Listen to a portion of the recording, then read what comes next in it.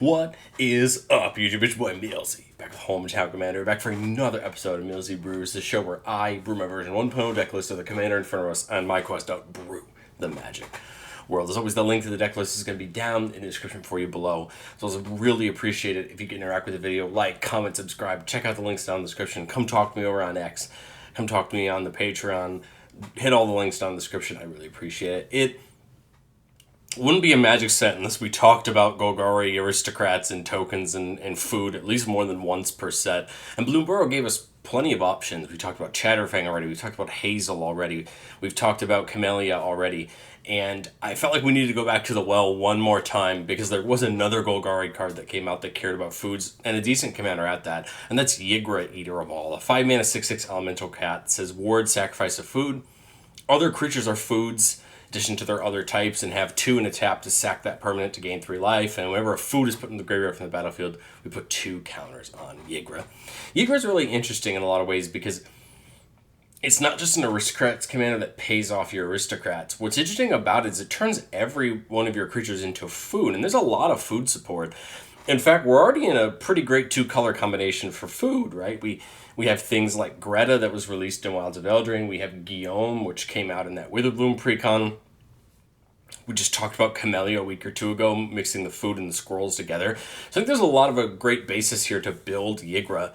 But I think what makes Ygra really interesting is it grows itself whenever these creatures or foods are dying, meaning that you have a nice, big trample target to potentially hurt your opponents with as well. I think just like a lot of Golgari aristocrat commanders, there's a lot of value here. We just need to pick a lane and go into it. So we're going to talk about how to make tokens. At the end of the day, cheap creatures that we can make are cheap foods we can then use for abilities. We'll talk about the usual aristocrats things, sack outlets, and aristocrat payoffs, and then food payoffs. We can actually talk about food itself, the food tokens, actually getting us value as well, since there's a lot of support around that. We're not just worried about creatures dying like we would be in a traditional aristocrats deck. We actually care about the food as well, and that is important. As far as making tokens go, there's a lot of way to do this. We have things like Belladros, which makes a pest every turn. We have the absolute value engine that is Chatterfang and all the things that come with it. Every time we make a token, we get a squirrel as well. This pairs great with anything that makes food tokens because we're just going to get more and more tokens. Hazel of the root bloom allows us to tap our foods and other tokens to make mana, or at the end step make another token, and we could potentially get more squirrels that way. I think the really fun thing about Hazel and Chatterfang specifically is that those squirrels are also foods as well because of Ygra's effect, meaning we kind of get to get double duty out of them. I'm not going to harp too much on making the tokens because I think a lot of those are pretty, I would say deciduous at this point. You know the things in Golgari colors that make you tokens. But the cool part, I think, about this deck specifically is that all of our things that sacrifice creatures can also get foods to go to the graveyard because of Ygra making them all into food. So things like War and Soul Trader and White of the Reliquary are great sack outlets. The best part about something like War and Soul Trader is it's going to go and pair really well with a card like Chatterfang to continue to make token after token after token. Alter Dementia seems fun, especially when you're pairing this with something like War and Soul Trader and Chatterfang. You sacrifice a creature and a target player mills cards on the top equal to that creature's power. It can go semi-infinite depending on how you set it up and can be hard for our opponents to deal with. Or it can just allow us to get some sort of benefit from sacrificing our creature if we don't have anything else. Ashnod's Altar can sack a creature, get us 2 colorless mana. Tyrion's Journal can sack an artifact or a creature to draw a card. That is important because sometimes we want to just get rid of foods in order to do things that aren't creatures, and that'll be helpful for that. And then Witch's Oven is a card that was popular in Standard at its time, and it finds love back here. Sacrifice a creature to make a food.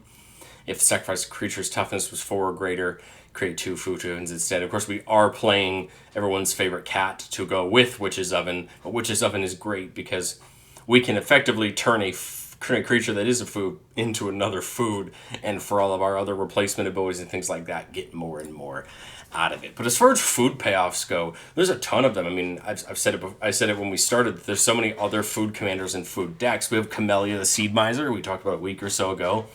Whenever we sack one more foods, we make a squirrel token. So this is kind of double duty, right? We get to have foods, right? But when we sacrifice them, we also get squirrels, which are also foods, and then we can forage to make all of our squirrels bigger. Experimental confectioner, whenever it comes in, you make a food, and whenever we sack a food, we get a rat token. That's pretty great, because then we would eventually get double duty out of sacrificing a food token that way. Greta, when it comes in and makes a food, we can sack a food to put a counter on a creature, or sack a food to draw a card and lose a life. Again, two great abilities that we can use to continue digging through our deck and finding more things we could potentially want. Guillaume, at the beginning of our end step, makes a number of foods equal to the number of non-token creatures that came in this turn, and we can sack a food to give a creature indestructible, which is a great ability to protect either Ygra or Guillaume or any of our other value pieces that we have. Peregrine token is another great way to make foods. Whenever we would make one or more tokens, make that many plus an additional food, and we can sack 3 foods to draw a card. So here's a way to get potentially a bunch of foods leaving the battlefield at the same time to draw cards. And then Pippin's going to tap to make a food, or we can tap to sack 4 foods to give our whole board +3/+3 in haste, which can be very good if we have a bunch of 1/1 squirrels laying around to take a big attack. Rampage of the Clans is probably one of my favorite cards in this deck, and the reason is because Ygra turns all other creatures into artifacts and foods, meaning that when you Rampage the Clans, you're getting rid of all the artifacts and enchantments, including all those creatures and all those foods. And for each permanent destroyed this way, its controller makes a 3/3 centaur. Basically, I mean, you're going to get all of those food deaths at once, potentially making Ygra massive, and you're going to get all those artifact leaving triggers, all those death triggers, all of that at the same time. Chitter Spitter, again, works so great in that squirrel decks and here. Being our upkeep, we sack a token. If we do, we put a counter on it. Squirrels get +1/+1 for each counter on it, and tap it to make a squirrel. Again, a great way to just give a food up to make all your squirrels bigger and bigger, and then get a squirrel every turn. And then Nuka-Cola Vending Machine, one of the pricier cards in the deck. Tap it to make a food, or whenever we sack a food, we get a tapped treasure. So you're getting something out of the foods as you're using them and sacrificing them. And remember, this means that basically anytime we sacrifice any creature with Ygra out, we're getting a tapped treasure token. Gorman's Talent, the new class enchantment from the commander decks. During your turn, artifacts we control are foods in addition to the other types. This is really helpful for things like Academy Manufacturer that makes you a food, clue, and treasure every time you make any of them. This means that we can potentially turn those clues into foods and still be able to use them for other abilities. Coming up to level 2, every time we gain a life each turn, we get a raccoon. And then at level 3, whenever you gain life for the first time each turn, put a counter on each creature we control, just growing that board.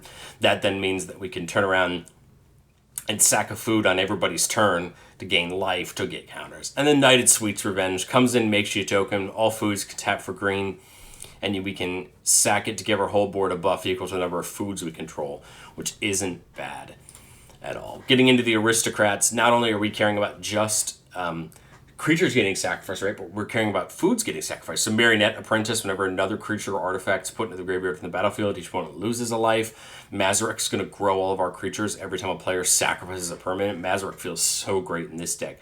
Not only just growing Ygra, but growing our entire board. Mirkwood Bats has everybody lose a life every time we create or sacrifice a token, which is really helpful in a deck like this where we're creating and sacrificing a lot of them. Nadier's Nightblade, whenever a token we control leaves the battlefield, each opponent loses a life and we gain a life. Again, this is great, not only with the creature tokens, right, but with the foods. Same thing with Agent of the Iron Throne over there on the right, being artifacts or creatures, everybody loses a life. And then Zulaport's here just for the creatures. Whenever it or another creature we control dies, each opponent loses a life and you gain a life. This is where Aristocrat's name comes from. We're playing plenty of them, and this is what we really want to see. So our strategy is going to look like, make a pile of food/creatures, get our payoff pieces out, and just start the engine running as we either grow Ygra to the point that Ygra itself becomes a threat. We have some ways to give it trample in the deck, or just value off with aristocrats. But I've said it before on the show, and I'll say it again. No deck's ever complete. This is my version 1.0 shot at it. I think there's a lot of things that we can learn.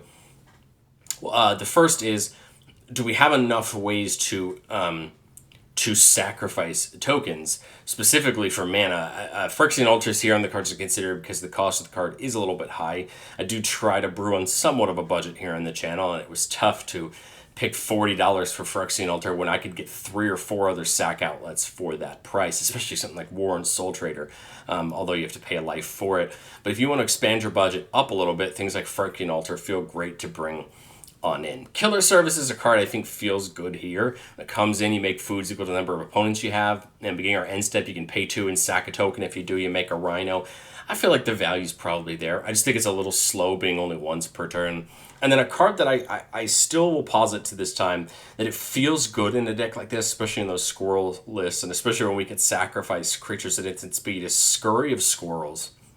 It's a 2/2 squirrel with double myriad, so every time it attacks, you're going to get 2 copies of it attacking each other opponent.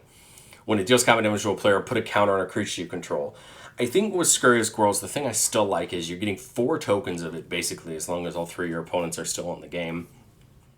If they actually hit, you get the counter. And if not, you could sacrifice them before they leave from the myriad trigger and still get an ability of them dying or sacrificing for some other ability. I feel like the value's there. I just didn't have time to play around it within this deck specifically, but I did get some time to test it out.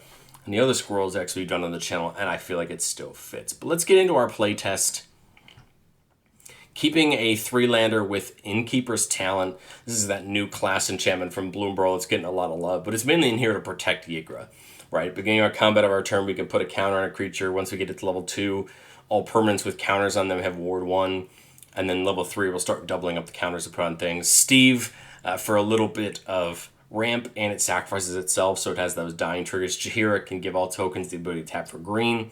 Same thing with that Knight of Sweet's Revenge. And then Reckless Cottage is actually land that can turn into a creature that makes a food on attack. So that's interesting depending on what we get ourselves into. But turn 1, we draw Scavenger's Talent. Whenever 1 or more creatures we control die, we make a food. This happens once per turn. Level 2, whenever we sack a permanent, target player mills 2 cards.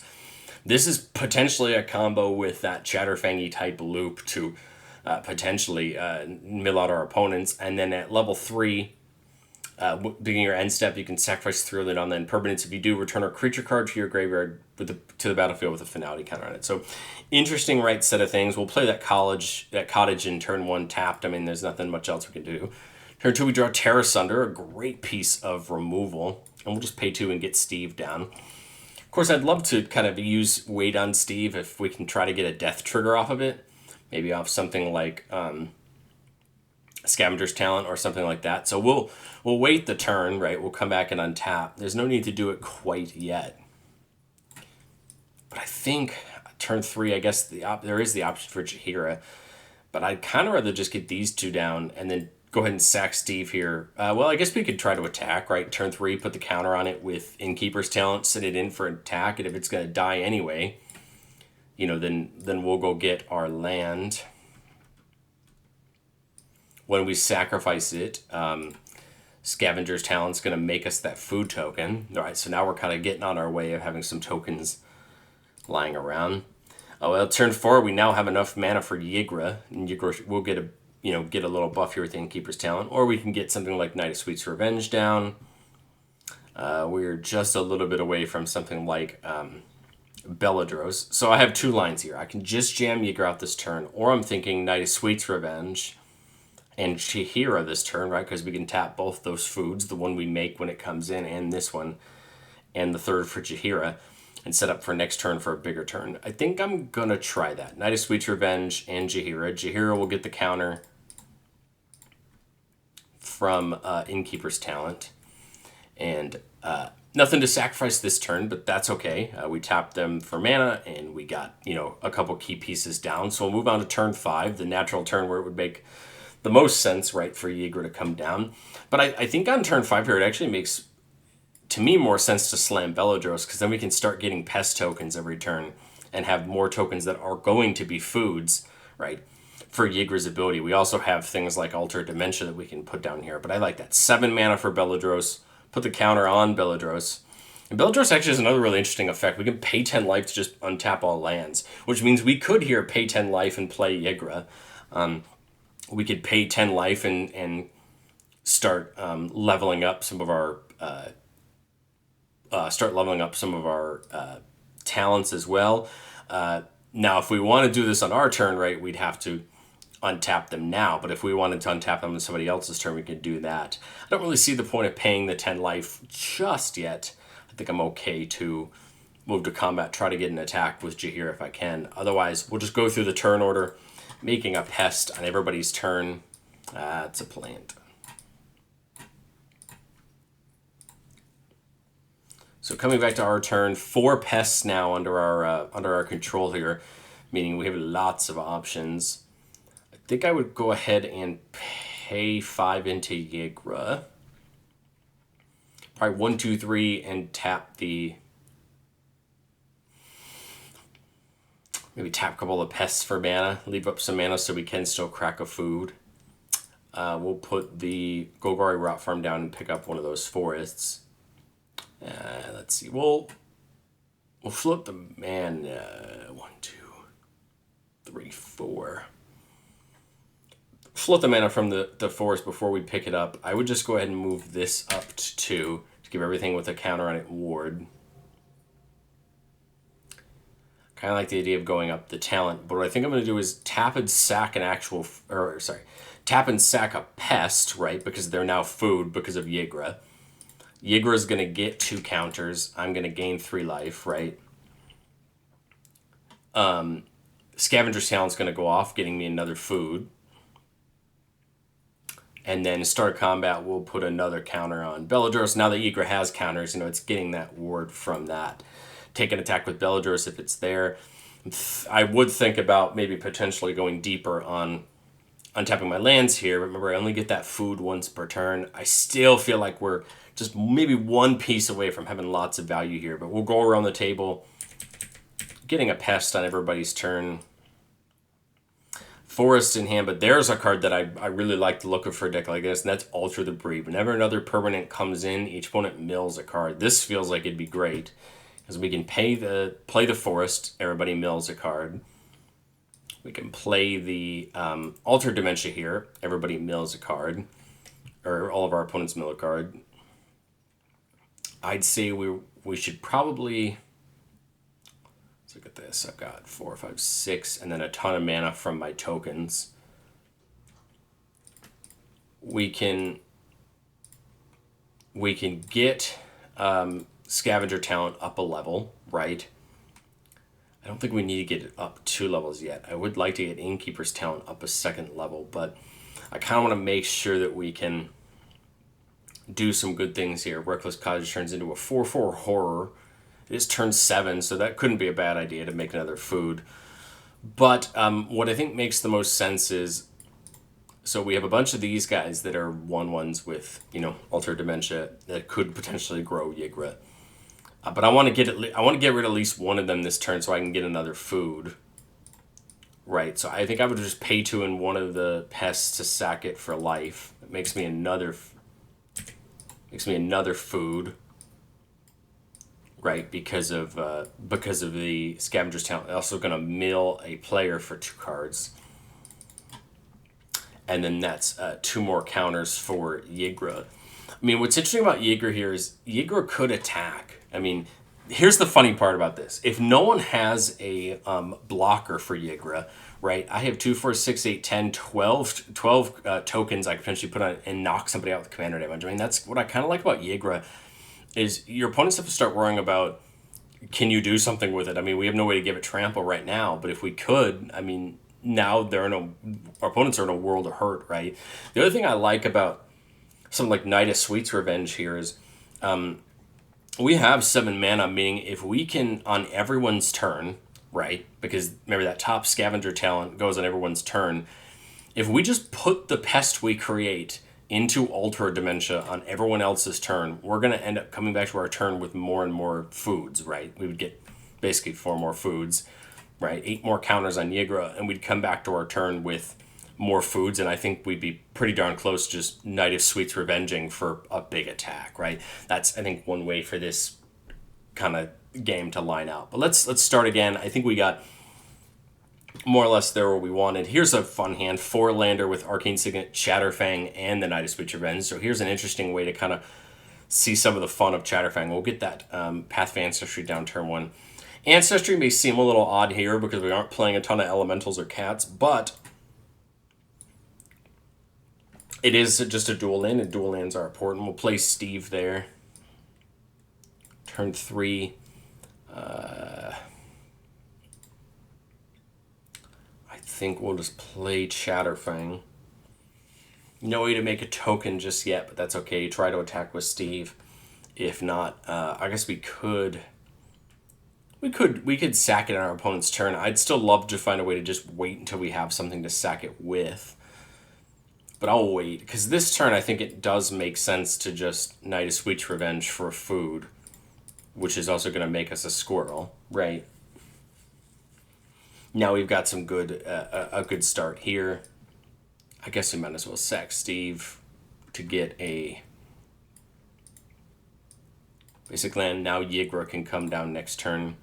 We see Pitiless Plunderer, which is, well, 100% honest, half of a combo with Chatterfang. Whenever a creature dies, we make a treasure. So we just need a way to sacrifice creatures on very quickly, and then Chatterfang will make more creatures. The cool part here is that Ygra will turn them into foods, meaning it's going to see more and more of the counter. So I think we just Arcane Signet into Ygra, and then we should still be able to have a black mana open for Chatterfang if we want to use its ability. But I think we're just one more turn away from setting up big value here. Play the Swamp, play the Plunderer. So the way that this combo is going to work is we need black mana and targets for Chatterfang, right? At the moment, I think we have what? 1, 2, 3. If I pay 1, 2, 3, 4 into Playlist, I have 1, 2, 3 black mana targets, 4 with Arcane Signet. So I could do it 4 times. What that would look like is sacking the squirrel to give something -1/-1. I would make a treasure and a squirrel, and right, Ygra would get 2 counters because a food was sacrificed, right? Because that squirrel was a sacrifice. So we could do this 3 more times, which is going to end up netting, 1, 2, 3. Those, 3 squirrels that we used, and this is going to go up to 8. Now these treasures, which could be used again, right? They're not coming tapped. I could keep this going. I just kind of don't have a reason to. I don't have any way to lose my opponent's life right now. That's the biggest thing I'm missing here in a traditional aristocrat sense to really finish the job. I mean, at the end of the day, I could attack with Ygra if it's not blocked. Just continue this loop until Ygra knocks somebody out with commander damage. I think that's probably one of the threats at the moment. I need to net a few more foods to make something like Knight of Sweet's Revenge be a threat, but I think we're good at the moment. We could do something like Many Partings, but I think I would just leave something like Erupt Decay up and try to see if I can draw into something else. We see Jaheira, okay.